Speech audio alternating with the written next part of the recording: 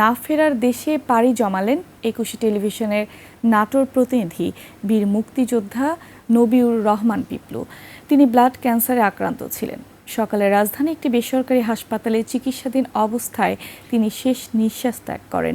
মৃত্যুর খবরে হাসপাতালে ছুটে এসে সমবেদনা জানান বিএনপির কেন্দ্রীয় নেতা রুহুল কুদ্দুস তালুকদার দুলু। তার মৃত্যুতে শোকাহত ২১ পরিবার। ফিরোজ হোসেনের রিপোর্ট।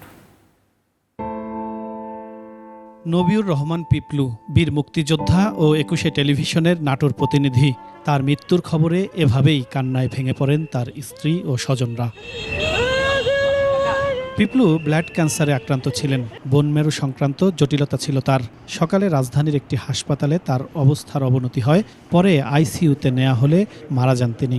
সব ডিপার্টমেন্ট মিলে আমরা একটা বোর্ড মিটিং করি, দেন তার চিকিৎসা অলরেডি শুরু করা হয় এবং আজ ভোরবেলা তার স্বাস্থ্যের হঠাৎ অবনতি ঘটে। ফলশ্রুতিতে আমরা আইসিইউতে শিফট করি।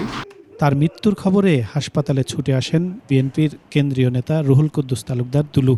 জীবন অবাক না করলে কে করবে? 28% মিল্ক ফ্যাটের অবাক করার সাথে ফ্রেশ মিল্ক পাউডার। জীবন অবাক করুক প্রতিদিন। একজন প্রতিযোদ্ধা সাংবাদিক হিসাবেই তাকে চিনি এবং নাটোরের সাংবাদিক জগতের সবচেয়ে সিনিয়র সাংবাদিক এবং আমি ব্যক্তিগতভাবে মনে করি তার এই শূন্যতা আগামী দিনে এটা পূরণ করার মতো না।